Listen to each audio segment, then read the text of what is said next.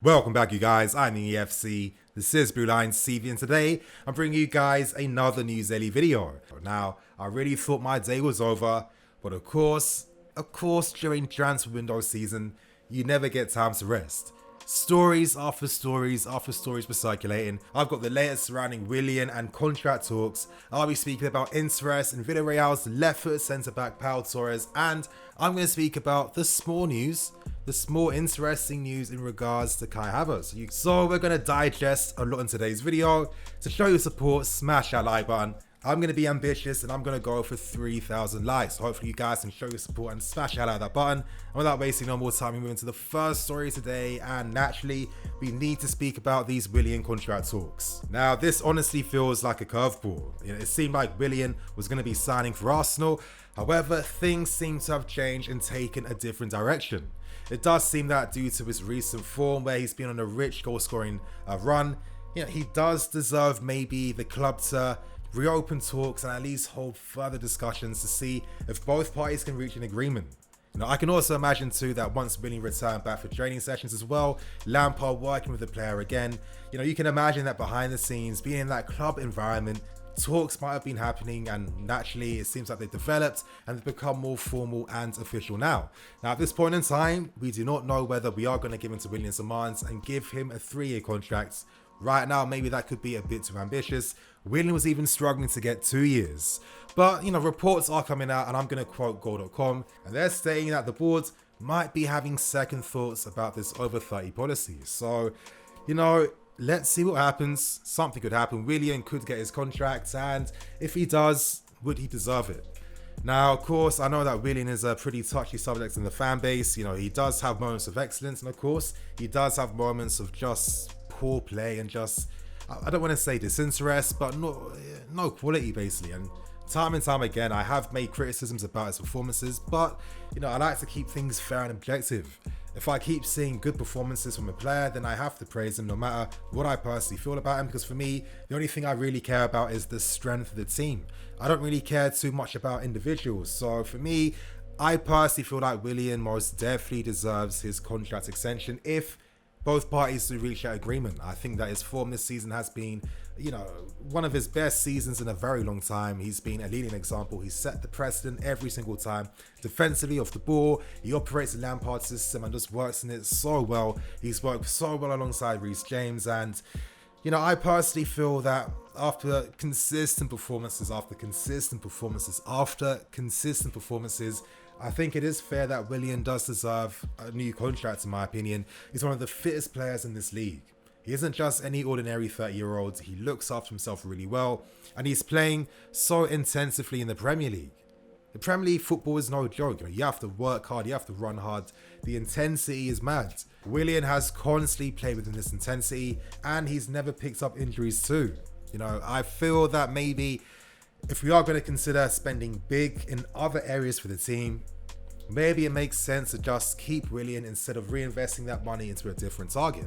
Now, I think this moves on nicely to Saïd Benrahma. Maybe this might spell the end for a potential move, of course, if Willian does reach an agreement. It does suggest that this could be a very strong possibility. If the club are speaking about, changing their policy, then naturally this is a natural conclusion to have. Saïd Benrahma, I think he's a top player.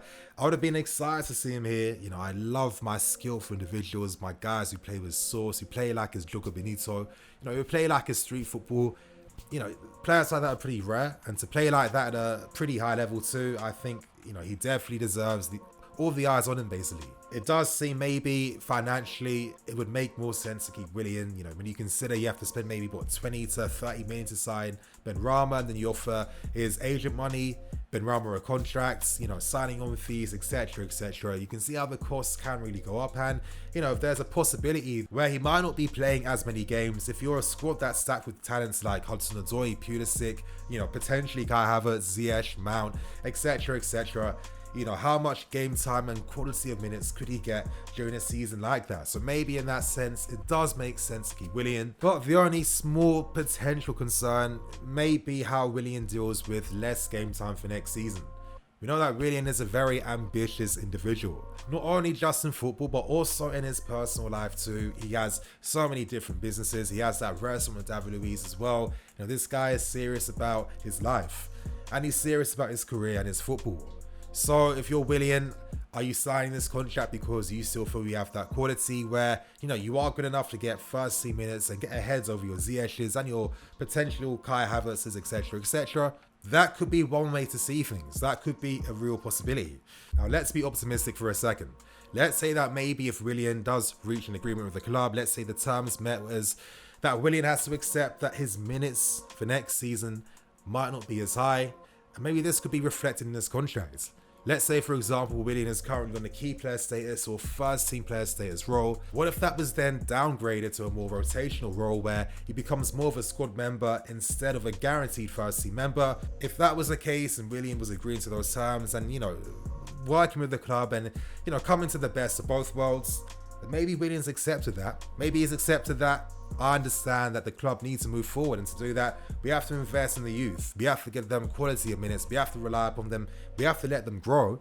And if I'm still commanding first team minutes, that could affect their development. And in the long term, what's that really going to do for anyone? So I feel that's also another possibility because Willian is a very popular member of the squad.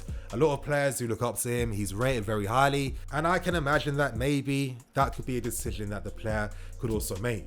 Now let's give this some time and see how it blossoms. You know, we can never forget that this is football. This is football. Anything can happen. Things constantly happen in the 11th hour. What if Willian continues his great form this season? That encourages other clubs, other big clubs to be like, you know what? Willian, he's a great player. He's clearly still has that ability and he keeps himself very fit. Maybe it is worth spending that type of money. And this could be a possibility because in the current climate with COVID, clubs can't really spend as irresponsibly as they used to do before. Maybe more might consider turning towards a free agent in Willian who still has it in him and still has that quality. But you guys in the comment section, give me your thoughts and opinions. How do you feel about this news? Do you feel that maybe this is a wrong move by the club to make? Is it time to just sell Willian and just buy someone younger, let him grow, develop him, etc., etc.? Or do you feel that based on the merit of Willian for this season, this entire season, he does deserve his place in the team, and keeping him will allow us to spend more on other players this window? We now move on to the second story today, and this is the small update in regards to Kai Havertz. Now, earlier today, Rummenigge, the Bayern Munich chairman, was being interviewed. There's a lot happening at Bayern Munich right now. They've recently just signed Leroy Sané for 50 million, and talks are that Thiago wants to leave Bayern Munich. He's looking for a new challenge. He wants to play in a new competition, and Bayern Munich admitted today that they will sell the player in this window instead of allowing him to leave on a free transfer. Naturally, in interviews like this, Kai Havertz was brought up and was mentioned, and what Rummenigge had to say was pretty interesting. He admitted straight up, he kept it real, that Bayern Munich wouldn't be able to financially afford a Havertz move for this window. Instead, he then admitted that he'd prefer if Kai was to stay at Leverkusen for one more season before making a move for the player in the next window. Interesting news, but is there a chance that Bayern Munich could get what they want? Who knows, you guys? Today, Rudi Völler, the chairman of Leverkusen, also admitted that he'd prefer if Kai was to remain for one more season and that there's already an agreement in place that he will be allowed to leave in the following season. It's interesting news, of course it is. Bayern Munich are a big team and, Kai is a popular guy in demand. All the big clubs, all the best clubs across Europe are after him.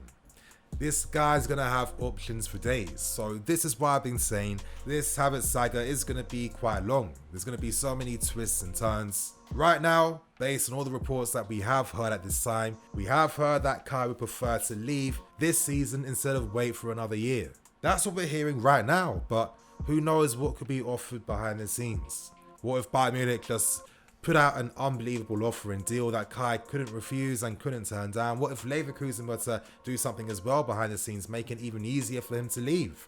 Who knows? If Kai still maintains the same form and he's still a young player, he could easily still get that same attention in the following season. At this point in time, we have to hope that Lampard and Petr Cech are just, practicing the speech of their lives. They're just working together, brainstorming to just find the perfect collection of words and sentences to use on Havertz to persuade him to sign. I still think there's a possibility that we can do this. Do not give up. Do not get too downbeat. I still think we can. We have Premier League football to offer. We have so many factors to offer the player, and he'll be playing under a great young manager who plays football in the right way. Let's hold on to this space because, of course, there's going to be even more Havertz stories to come out in the future. But to end today's video, you guys, we now end with the final report, and that's in regards to another centre-back target, and it seems like we've turned our attentions to Pau Torres of Villarreal. Now, Pau Torres should be a pretty familiar name for you guys. I did release a video a few months back detailing the 5 left-footed centre-backs that I think would be, the best candidates to sign for us if we were to sign one in this window. Pau Torres was someone that I did mention. I spoke about his game, how he plays, the usefulness of him, how he defends as well, how he's very comfortable defending in behind the spaces left by the fullbacks, which is really key for the system we play. We need centre-backs very confident moving out, and on top of that, he's an excellent passer of the ball. If you want a quick example of the type of player he is, I basically say he's a left-footed Andreas Christensen. So in that sense, they could complement each other's game, and I could see them working as well. Anyway, reports have come out from the Daily Mail and from Spain stating that he currently has a 44 million release clause. Now, naturally, there's no way we're paying that type of money. I think not when there's so many great options in the market that could be bought for less. I think in these current climates, you can reduce the fee that Villarreal would want. I think you could sign him for less than his release clause. He's had a great season at Villarreal, and what makes him an interesting option is that Villarreal also play a pretty similar style of football that we do. They rely on their centre-backs keeping a very high line. They need to be fast, they need to be comfortable in possession and playing under pressure. So these are the type of aspects and qualities that could complement us and could suit us. We have options for the left-footed centre-back role. We definitely need a left-footed centre-back. We have too many right-footed ones. Every single defender we have is. Of course, this does make sense that we could be turning our attention to other targets. You know how we do business, you guys. We have shortlists. If we're looking at one position, there's probably 5 or 10 players in that list that we are going to turn our attentions to, monitor, speak to, and see what they're saying. Just because Pau Torres could be looked at wouldn't take anything away from Declan Rice's interest. It's just the nature of the game and the nature of the sport. So, I like the profile we're looking at. We definitely need a player like this for the system, and yeah, it just makes you feel even more optimistic and positive that this is going to be probably one of our greatest ever transfer windows. I mean, already we've signed 2 unbelievable players, and it seems like we're going to add to that. And if we pull all of this off, I think the team could be ready, you guys. I love the ambition. We are going all out. We are doing everything we can to make this happen. So we are going all out. We are doing everything in our power to get back to the top as quickly as possible. And I'm all here for you guys. So on that note, I'm going to wrap things up and keep things moving. Thank you for watching. To keep things real, by the time you guys see this video, it will be released in the morning. I'm tired, man. I need to relax tonight and just, have some me time and just recuperate for the next day. It's going to be a big day, match day, so many videos to do. And let's hope for a win tomorrow night. Catch you guys later.